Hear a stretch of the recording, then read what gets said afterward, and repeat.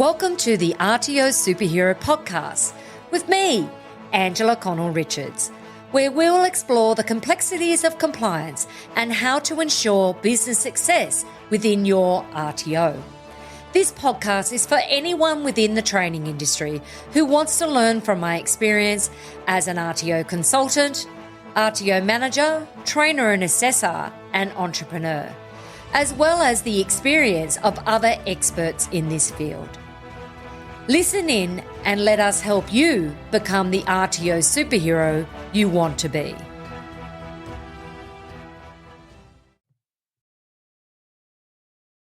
Welcome back to the RTO Superhero Podcast, where we're going to be covering all things that are important right now when it comes to the training industry, and in particular right now is the issues that we have around government funding around Australia. And I have with me co-host today, Lauren Hollows, who has had many experiences in this area with her clients and what she's heard within the industry. So let's get to it, Lauren. Welcome to the RTO Superhero Podcast, and let's get started. What's been your experience so far with regards to government funding around Australia? Yeah, thank you for having me back. Look, I mean, government funding is such an interesting space. It's incredibly challenging for RTOs. It requires so many additional processes and forms and knowledge of systems and things like that. So hats off to any RTO that manages multiple state funding contracts, right? It's very interesting to watch all of the ebbs and flows that occur in our industry. And, like Queensland came up last year for funding. So obviously we had a couple of RTOs reaching out to us and going, hey, can you help us put together these things? So we started looking at all the requirements. And last year, in order to get through round one, you had to have delivered 10 qualifications in that space in Queensland, in that qualification, in order to be able to apply. So we had a couple of RTOs that didn't meet the requirements, and they were like, well, we'll put it forward anyway.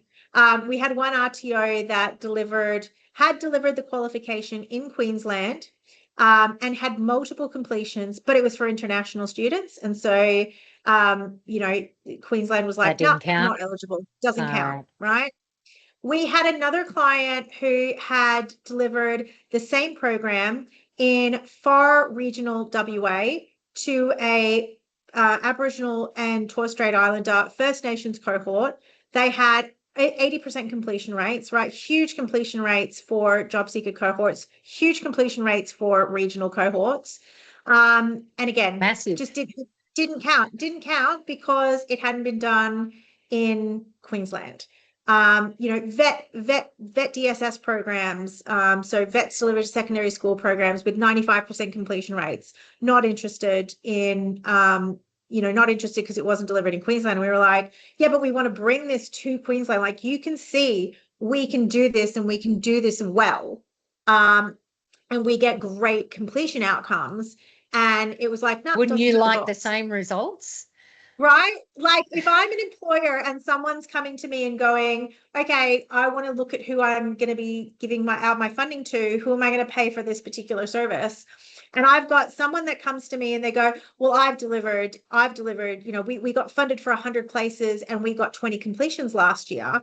And then I've got this guy that goes, well, I got given 100 places in WA and I completed 75% of them. Who am I going to pick, right? I'm going to pick the people that have got the good outcomes and be like, well, there's obviously something that you guys are doing there. If you can replicate that here, then absolutely, like, you're going to get the better outcomes. You're going to give me better bang for my buck, right?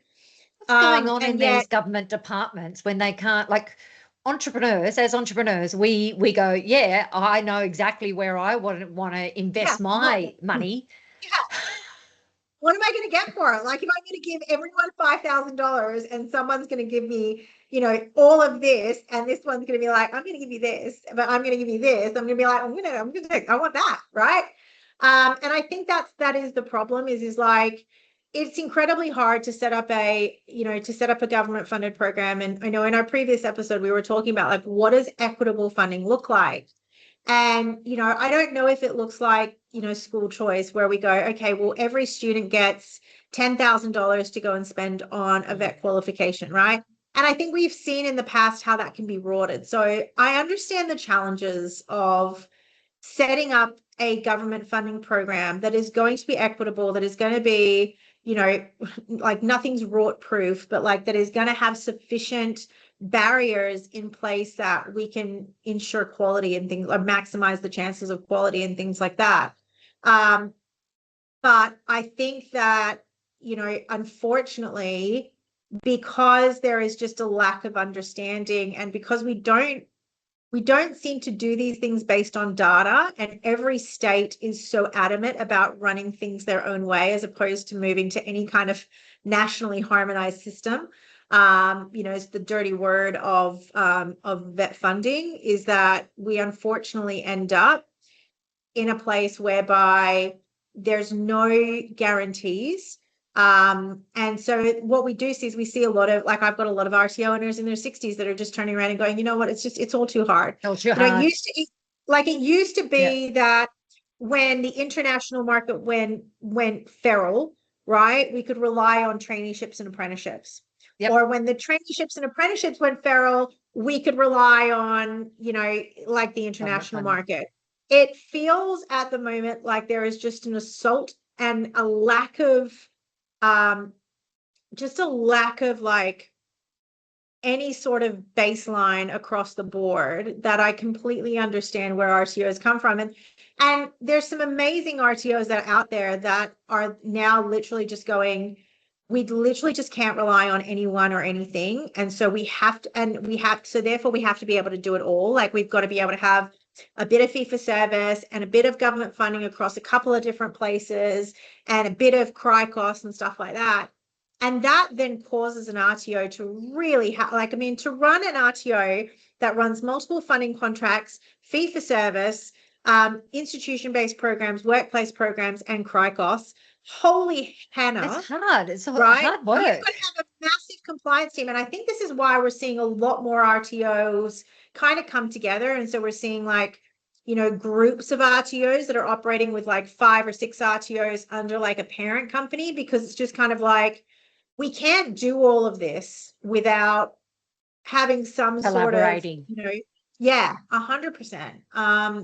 And I think we're going to continue to see a lot more of that, because, for the mom and pop RTOs that do some really beautiful training, the amount of work that's associated with maintaining compliance now is just becoming to a point where it's not feasible for the vast majority of mom and pop RTOs to be able to continue to operate in that manner. You need to have a bigger company that's going to sit, on top of you, that's going to be able to help, that's going to help you to manage that sort of thing.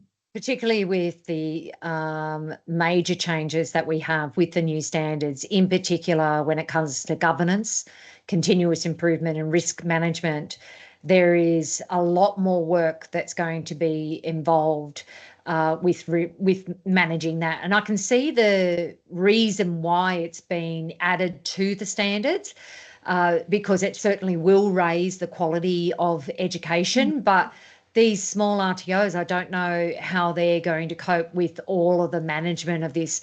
And that's why we're trying to build a system that's automated. So Comply Hub is a compliance management system where it's automated and it will be able to identify risks based on the data that you put into it. I just think that's a major one. And then another side that came up for me then whilst you were talking, when it comes to how do we support equitable funding when it comes to TAFE and private RTOs currently deliver 80% of the training. TAFE is 15%. So they deliver 15% of the training. Yes, the government most probably are wanting TAFE to deliver more training, but they don't have that capacity. They don't have the infrastructure. And then so they're stating, the government stating that it will be 100,000 fee-free places by 2027 each year. But we're already seeing massive cuts to private RTOs now. Like that funding, 70% of that government funding is now going to TAFE, and they don't have that infrastructure. Whereas private RTOs already have that infrastructure, they already have the outcomes, and they already have the completion ratings. That's where equitability should go. The equitable funding should go to those providers that have the outcomes. They have the completion ratings, and they have the happiness outcomes. So the where students and employers, the outcomes that the RTOs are getting is based on that data that we've received. So yeah, I definitely believe that that's where it should be equitably. What are your thoughts on that? Yeah, I mean, for those that don't know, New South Wales does actually track that. Every year, funded providers get a report on the satisfaction of the training that they've delivered, which is undertaken separately by New South Wales government. And if you receive a low rating, you have to have a meeting with your case manager, and you have to discuss the reason why you received that. And you kind of get told, well, you might not get your funding contract next year because your student satisfaction outcomes are not where they need to be.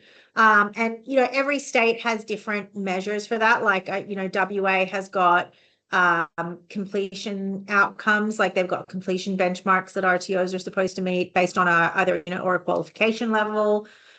So again, all of this, like, different states have got different mechanisms for this. And if the states ever chose to come together and actually have a discussion on like what aspects of their funding worked and what aspects didn't, we could definitely come up with a better system. I think one of the potentials to change that is when we start to see when we see our new AVET system launch, which I think is going to be coming out next year. We've got new AVET data that's going to be coming out. As part of that, there is a 5-year plan to have all states harmonize their data, which is it's terrifying to me, and it's interesting at the same time. Having worked particularly with WA for a very long period, every time we get a new state funding system that launches, I inevitably my RTOs get screwed. And like, when the new system launches, you'll get something that's like, oh, but this data's dropped out, and so actually we're not going to pay you this month, and we owe you owe us $100,000, and it takes a couple of months to work out all the bugs, and like everything works out okay eventually. But anytime a new government system comes out, I have visceral trauma, right? So I'm super excited to see some harmonization of state data, because I'm hoping that will actually lead to good conversations happening between the states, and hopefully a little bit more consistency. I mean, Queensland only pays upon completion. WA pays 70% upon commencement of a unit of competency. New South Wales pays 3 payments over the course of a qualification. For RTOs that have to navigate these sorts of things, and there's actually not a lot of consultants out there that do a lot of work in the funding space, because it changes so consistently. Yeah.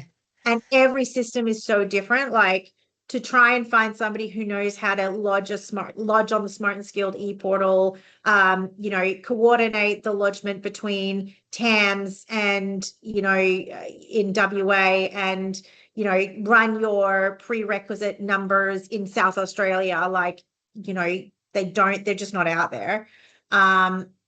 It's really hard for RTOs trying to find those people, right? Really. We've helped on a few different states, but it's mainly individual RTOs that we've been working with for a long time. So we understand their RTO and their background. But yeah, each time we look at a new funding, it's like, oh God, you've got to relearn everything. Yeah, and like, there's so many different, like every single one of them has different policies and procedures. They've all got different requirements for data reporting and things like that. So I think that trying to come to some sort of, at a very minimum, getting the data for it will be great. Further to that, like in an ideal world, we would start to get some consistency, like the amount of funding that a qualification gets across states, how it can be 3 times a qualification in, South Australia as it is in, New South Wales. is really strange. Like, I can understand in WA we've got loading, right? And you've got loading in a lot of the states as well. So whereby if you are providing something in the Pilbara as opposed to providing it in WA, the costs are different because like the costs are different, right? But I think we need to see, like, to try and get some consistency, like just a little bit more consistency in like nominal hours, you know, and the base rates of funding for qualifications. You know, that is probably something that needs to be handed over more to like the job skills agencies. JSCs don't currently have any control over nominal hours or any, like, they don't get a lot of input on funding. And I think that that's probably where hopefully we want to see some changes over the next couple of years, because ultimately at the moment, the people who are making the calls on funding don't understand the training that's occurring. They don't understand the diversity of what happens in the industries and everything like that. And so it needs to be handed more to industry to be making those calls. And have a better structure, a nationwide structure when it comes to government funding. I think that would be a brilliant idea, make it much easier, and comparing that data between different states and what works and what doesn't work. And I think that's, you know, that's part of that solution of when it comes to equitable funding, is really looking at the different states and what models are working and what's not working. I definitely agree with that. Now, I want you to, that funding, and I'm just really curious. So with equitable funding, right? Does equitable funding mean like every dollar that we spend in TAFE, we should be spending an equal dollar in private? Or, you know, would you prefer to see more of a decision on you know, the student being able to decide where their dollar goes? Like, what does equitable funding look like? Like, if we came to you tomorrow and said, right, Angela's going to decide what equitable funding looks like for our sector, and we're going to put that in place, what does that look like for you? I'm going to put my political hat on. If I could wave a magic wand, I think equitable funding is based on outcomes. So what results have RTOs had? Private, public, enterprise, any type of RTO. What are their completion ratings? What are their satisfaction levels when it comes to the outcomes of what they're delivering? And I don't know whether we have a system to properly measure that right now. We've got our VETMIS data and we've got quality indicators, but we need some sort of system that's more realistic with the outcomes. In particular, like, I've got a number of clients that deliver training and they do have an 80 to 90% employment rate. But at the moment, we're not allowed to market that because that's under the standards. We're not allowed to state what our employment rate is. Can't guarantee job outcomes, but they've got the data that backs it up to say their students have actually got a job out of the training that they delivered. If we tracked and measured that following course completion, what are the employment rates from that? And we should be tracking and measuring that as a national data as well. Because, you know, ultimately, when it comes to government funding, they're funding training to get people into jobs. Why aren't we tracking what percentage are getting jobs?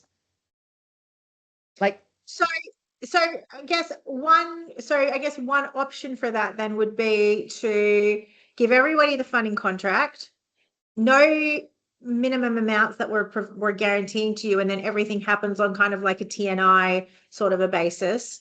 So for those that aren't familiar with New South Wales, there's a TNI process where basically you do a training needs analysis and then you put forward and go, right, well, this is the program that we've got. This is how we've successfully delivered it before. This is the outcomes that we're looking for. And then the department goes, okay, yep, cool, we'll fund you for that, right? Would that sort of a thing where literally like every RTO would get the funding contract, and then it would literally be, okay, but now we're going to work with you on, like, if you want to run a program, you've got to put it forward to us. You've got to see, and we're going to look at, you know, have you fulfilled your promises before? And I think it's their connections with job active providers, or they're called different names around Australia, but basically those providers that are trying to place students into work. Basically, they're trying to get them a job. It's your connections with them. It's connections with industry. How are you collaborating with industry, and how are you contextualizing your training to meet those industry needs? And then it's going into your community. So looking at your community and where are the skill shortages in your areas where you're delivering your training, and then what is the model that you've put together in order to meet that community need. Now, this might sound like a lot of work for a lot of RTOs, but I think they're a lot. Like, I know when I had my RTO, that's what I did. I worked with job active providers. I was actively meeting with them and asking them, what type of training do you need, and what are the outcomes that you want to achieve? And then I developed a program, a training and assessment strategy based on what were their requirements and what were their needs and their outcomes. And then I delivered training according to that, and we got their funding so they would place students into our training because we had written it exactly what they wanted. And I think that's where you'll have a better outcome. And that's where I don't know how that aligns with equitable, but it's you're addressing the problem by developing a program that addresses that problem and be able to demonstrate the outcomes. Yeah. And I mean, and then I guess a lot of that then boils down to ensuring quality of it, just really boils down to the auditing of it. And I mean, certainly within the funded space, pretty much all RTOs are reporting monthly, right? I know one of the services that we do with our RTOs is we'll sit down on a monthly basis with them and go, okay, how many units do you have open? How long are your units being open for? What's the average time taking you to close? So like, I've been working with one RTO recently, and initially when we came on board, it was taking them an average of about 400 days to close a unit. And I'm going, what's going on, guys, right? And so as we have been working with them, that's now come down in some of their programs to 84 days, right? Which is what and I mean, these are mostly traineeship and apprenticeship programs, which do tend to have like our their longer open times.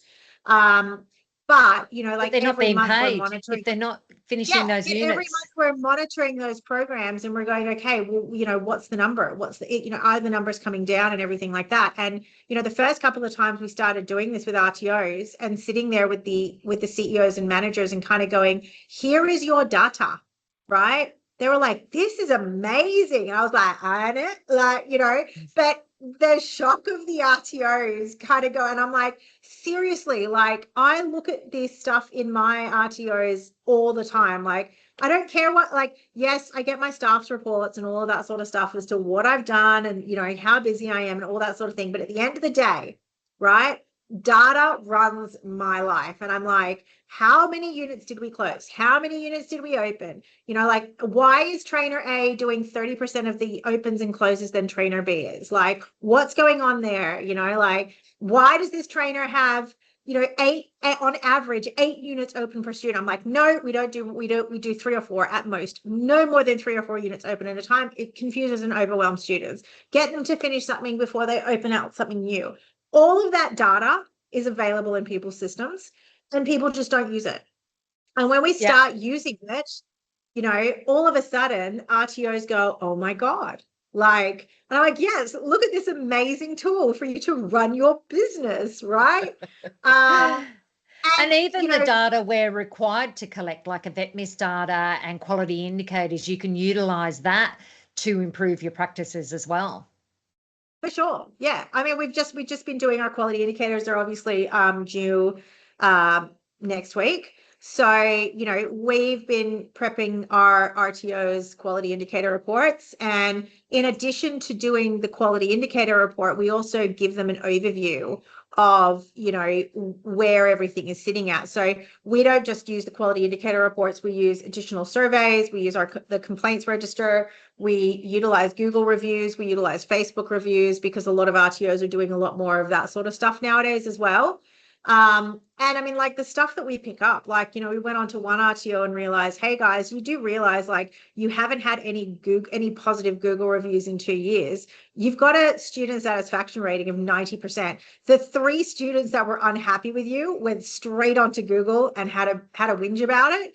But like I've got 300 positive comments here, from your students from this year saying how freaking amazing your trainers are. No one's responded to the 3 negative Google comments, like Google reviews that have been put up. And I'm like, what do you do? Like, and there's so much for RTOs. And often that's where people are first going to go. They're going to do a Google search of your organization to find out. Google review, Facebook review, Insta ratings, all of this sort of stuff. Like, it's, but unfortunately, I do think there's so many RTOs that don't know how to use their data.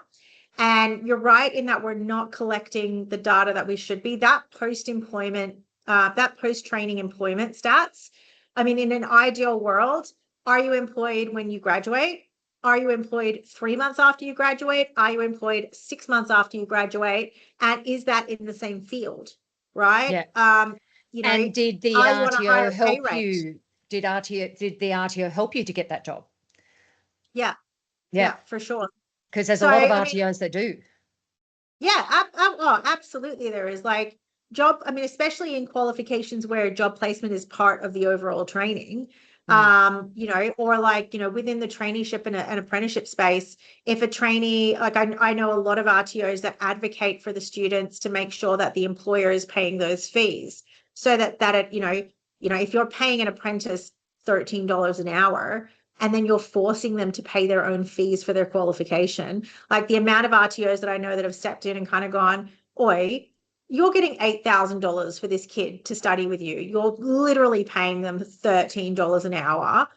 You're not going to have them, like you are going to pay the fees for them. Like, I'm sorry, you are going to pay the fees for them. And I've had RTOs that have literally turned around and gone, we're not providing the training to you unless you're going to be the one that pays the fees. You're not making this kid pay the fees, right? Yeah. But it's the RTO that stepped in to advocate that. It wasn't the ASIN who, I'll be honest, I think the vast majority of ASINs are completely effing useless.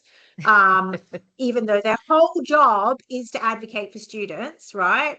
A lot of the times it is the RTO that goes in to advocate for them. I've had RTOs where the students come and disclose that like the employer is abusing them, and it's the RTO that's stepped in, or where, the student is completed and the employer is refusing to sign off on the student's trade certificate, and the RTOs had to step in at risk to the RTO, right? And go to the government and be like, seriously, the ASIN and the State Department need to go and say to them, this kid is competent. Like, this kid is competent. You have to start paying them as a proper tradie, right? Yeah.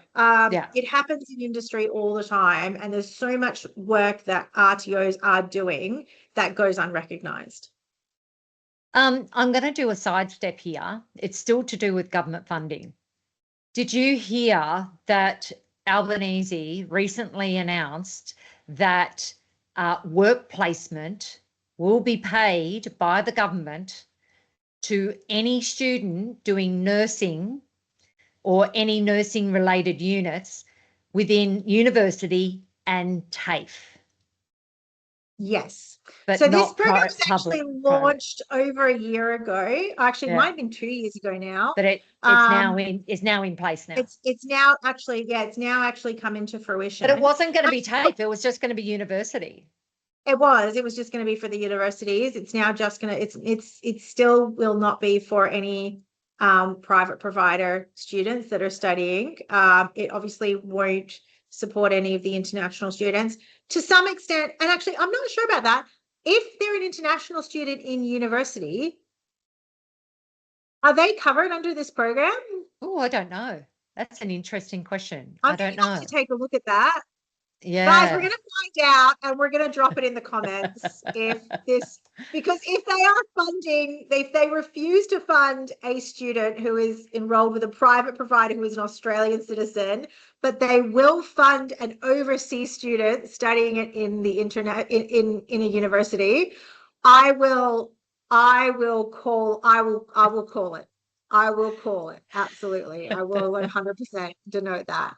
But yeah, I mean, look, for students that are studying in qualifications, that are super desperately needed by industry, I'm all for providing some support for placement. Like, those placements can be hard. Those placements, you often have to do weeks and weeks at a time.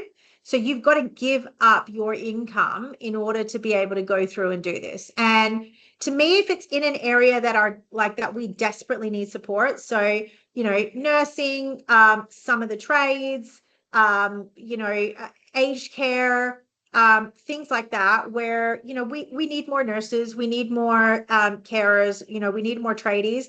I'm honestly for putting more money into all of those sorts of things, because our nation desperately needs them. We desperately need more of these qualified people. I think for But any again, of the going skill back to shortages, equity, it should be about, if it's in that particular area that we need, then let's fund it.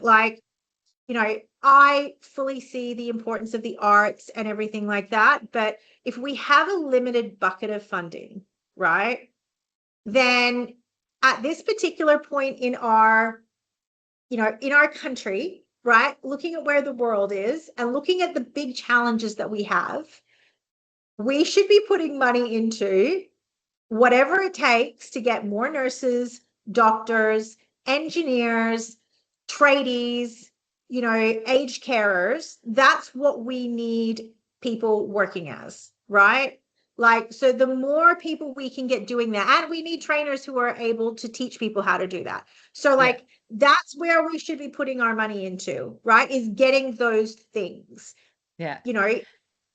It's also been stupid shit all the time, and I don't understand why. We're great at wasting money. It's also been noted that there's a high dropout rate for students who have to undertake work placement because they can't afford it. They can't afford to leave their other job while they're doing work placement. I know my son, he's completing RN. He's doing a university degree as a registered nurse. And every time he had to go do work placement, he was poor. He couldn't pay for his bills because he had to do his work placement and leave his paying job whilst he did that. So, and that causes a very high dropout rate. And we see the same when it comes to AIN, which is the assistant in nursing, which is a lot of the aged care, community services and disabilities. We see the same thing. They have to drop out or they can't complete their work placement requirements because they've got to get a paid job. Yeah, and then a lot of them are just unfortunately in a position whereby they're going to be doing their placement during the day and they're going to be working a second job and a third job nights and weekends. So I did just do a quick search and it does look like international students are not eligible. So I will say there was some government rationality. I did the same. So from 1 July, it's only for domestic students, not international. And it's teaching, midwifery and social work placements. Yeah, and look, we need, do we need more actual teachers? Is that a thing that we need? That's because of the high dropout rate that we get in teaching, right? Yeah. Yeah. And school teachers are the same when they do work placement. That's when they get a high dropout rate. Oh yeah, it's because you've got to do it for a whole term. So it's 3 months. I did my work placement. I was pregnant with Mikey. So I was smashing it at that particular point in time. I doubled up my work schedule to try and pop out the placement before I popped out the kid. But yeah, it's very full on. So I do support it in areas that we do desperately need it. I just think that we're really silly with how we use with how we use Australian dollars. Our government just doesn't. And it's irrelevant. Look, I'm not going to say it's just Labor because it's Labor, it's Liberal, it's it is unfortunate that I don't think it matters who's in government. We have the people that we have that come and work from government in the vet sector the last person that we had that like seemed to me to be really passionate about helping all providers was Simon Birmingham. I loved him as a minister. He was super approachable. He had a very good level of respect for both the public and the private systems. He was really willing to listen, like super willing to listen and understand what the problems and the challenges were. I genuinely and he actually feel understood like education too. Yeah, for sure. But he was the last minister that we had, and I'm definitely dating myself in saying that. But like, you know, since then we haven't, and we have way too many both federal and state ministers who just have such a poor, like the words dodgy RTO just falls out of their mouth. And anytime anything's positive, it's about TAFE. And I'm like, there is so much good that is done in our sector. Stop talking about we all know the problems are there. ASCOR is there dealing with the problems. I mean, how many qualifications have they cancelled? Like they are taking and RTOs have been shut down at the moment, right? Like we've got RTOs being given $20,000 fines for not submitting their AVET miss, right? At the moment, I've had so many RTOs approach me and be like, we got a $20,000 fine. We don't have any students. And I'm like, oh, dolls. Right? We've got RTOs being cancelled the moment that they don't do a year's worth of training, right? Like they've literally registered and like a year out, they're like, you haven't submitted your AVET, you've submitted a no AVET miss. So therefore we've taken your RTO registration from you. I'm like, oh shit. Meanwhile, we've had no government funding. We haven't been able to find any students. And now we've got a new legislative change and we've got to update all of our documents. So we're a little busy right now. Yeah, and then there's new training packages coming out. There's a whole new unit format coming out for those training packages. We're getting rid of performance elements and criteria, and elements and performance criteria. After that, we're going to have the AVET miss change. After that, we're going to have the supposed AQTF change, which is actually probably never going to happen, but whatevs, right? Like, RTOs deal with a lot, guys. Government, seriously, give us a fucking break. Like, just a tiny one. We work really hard. We work really, really hard, and we're trying to do our best. But we're like, to get automatic registration cancelled just because you haven't had the data, you haven't had the students, and not even asking why, and what is the background. Yeah, it's just gone, bye. God. Yeah, like I've got RTOs that came to me when they got those letters a couple of weeks ago as to like, oh, we know that you've put in your application. We know you've been waiting for 18 months. You're now going to have to agree to the new standards or we'll give you back your $8,000. And I had providers sitting there going, we've paid $75,000 because we have to have a facility that we haven't been able to use. Like $8,000 means nothing to us, and all the resources and the trainers and assessors. $50,000 in this process, and I'm sitting there going, no, I know, I understand.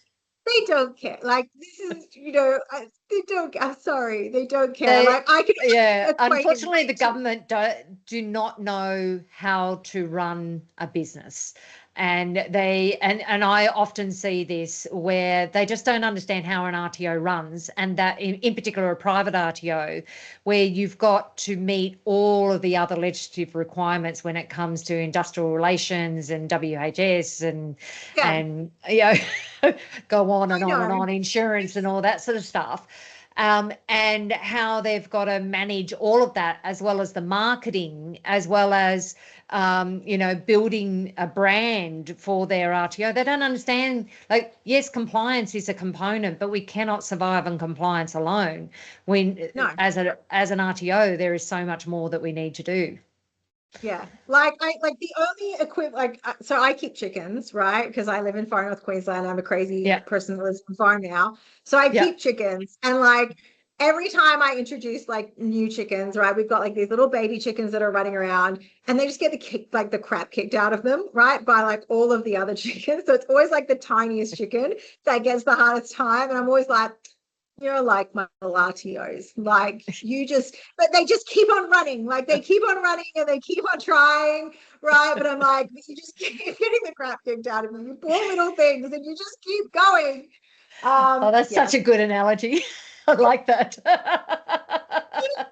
Love you all so gosh. So yeah. Before we close, I'm going to ask a question. Okay. Is the narrative around TAFE as being the backbone of the vet sector outdated? Look, okay, so that's a hard one for me, because I know in my heart you cannot take away TAFE, right? And you cannot take away private RTOs. No. But I feel like, when we say the backbone, right? Like if you have the bones there, but you don't have the muscle to like then connect, and the tissues to connect all of the bones, it's useless. And that's exactly what private and public are like. Like you 100% need both. There is great, amazing training that happens in both private and public RTOs. We need public and private RTOs. It's an ecosystem. But exactly right. Like without both of them being healthy, we start to see problems. And my concern is that I totally understand that for years there's been some real concerns that the numbers in TAFE are dwindling and everything like that. I don't think it means that we switch everything. And this is what governments in general do. And again, it doesn't matter what the government is. It swings like super far in one direction. And so at the moment they're kind of going, oh, TAFE's in trouble, like push everything towards that. And then you start to see the fact that like our little private sector starts to dwindle and die. And we see beautiful we see beautiful little businesses that unfortunately just turn around and go, I'm out. Like it's all too hard. And then what happens inevitably is that the TAFE money then dries up. TAFE falls over because it can't cope. And the industries start to get really shitty because they're not getting the training that they need. And so, and then it swings, right? And then the government goes, oh shit. And the government swings. The only time I've seen it where it works well is where industry chooses to self-correct. And so my advice to RTOs at the moment is go and take your programs and go and talk with New South Wales TAFE and see if you can work out third-party arrangements, because I know they do it, right? All of the TAFEs do it. And my advice, if you're New South Wales TAFE and you're sitting here and you're going, holy shit, we've got a lot of money, we don't have the trainers, we don't have the facilities, go and talk with the RTOs in the regional areas where you don't have the trainers and where you don't have the facilities, and who already have it. Organize programs with those private RTOs. Guys, the only way that we're going to make this work, like if we're relying on government to make this work, it ain't going to happen, right? Daddy government is not going to fix this problem, right? The only way we're going to fix this problem is if we go out and we implement the solutions ourselves. And that is, it's not about private versus public. It's not about TAFE versus whatever. We all need to be working together to help the students and industry get the outcomes that we need. We need to collaborate together to have a better education. Just like, RTO consultants don't need to war, we can all fight together. Like there's plenty of RTOs to save. That's right. It's exactly the same in the RTO market. Yeah. And I love how we can collaborate and be able to discuss what's happening in the industry sector, having a total understanding of how it all works. And still we're not enemies, where we collaborate, and that's what the government needs to do with private providers as well as TAFE. It should be a collaboration where, and I'm going to go back to that equitable funding. The equitable funding, how can we work together? I think that's the answer. Yeah, 100%. So there we go. We just solved the vet crisis, guys. RTOs. Take our advice and everything will be fine. And what's next? I'd like to talk about world peace. Yes, maybe we'll solve that as well. Yeah, I have a solution to that as well.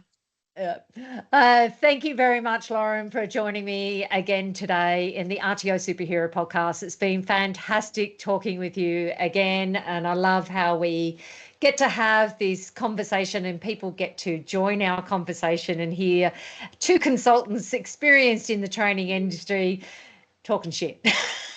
Pretty much. Yeah, I love it. I love it. Let's do it again soon. Yes, certainly. Thank you very much, everyone, for joining us on the RTO Superhero Podcast, and I look forward to catching up with you again soon. Please check the show notes for the change.org link for the petition. The more we can get to sign it, the more we have a voice when it comes to what happens in our industry sector. Thank you. Bye for now. Thank you for joining us at the RTO Superhero Podcast with me, Angela Connell-Richards. Please take a moment to rate and review the podcast on your preferred podcast app. Each rating and review helps me fulfill my goal of helping training organisations around Australia to learn and grow in compliance and business success.